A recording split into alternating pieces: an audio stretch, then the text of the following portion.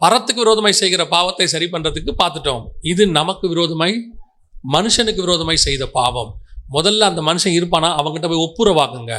வசனம் சொல்லுது, நீ முதலில் போய் அவனோடு கூட ஒப்புரவாக்கு. என்ன இதுல என்ன ஒப்புரவாகுறது தெரியுமா? சில நேரத்தில் உங்களால் கொடுக்க முடியாது.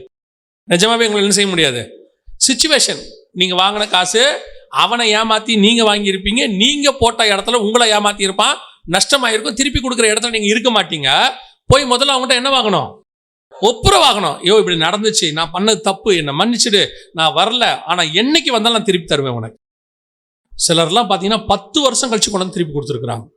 எனக்கு ஒருத்தர் தெரியும், அவரு கிட்டத்தட்ட அவருடைய 62வது வயசுலயோ 64வது வயசுலயோ 40 வயசுல வாங்கின கடனை திருப்பி கொடுத்தாரு.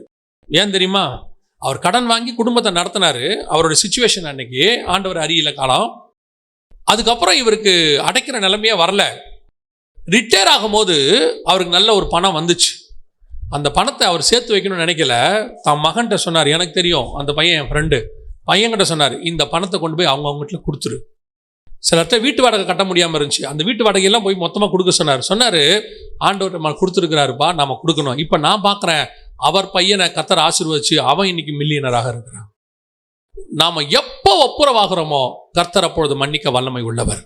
சில நேரத்தில் இப்போ உங்களால் கொடுக்க முடியாமல் இருக்கும், உங்க இருதயத்தை கர்த்தர் பார்க்குறாரு. போய் அந்த ஆள்கிட்ட சொல்லுங்க, நான் வரும்போது கண்டிப்பாக என்ன செய்யணும்? இப்போ நீங்க ஒப்புரவாகுங்க, பின்னால் தேவன் மன்னிக்க வல்லமை உள்ளவராக இருக்கிறார்.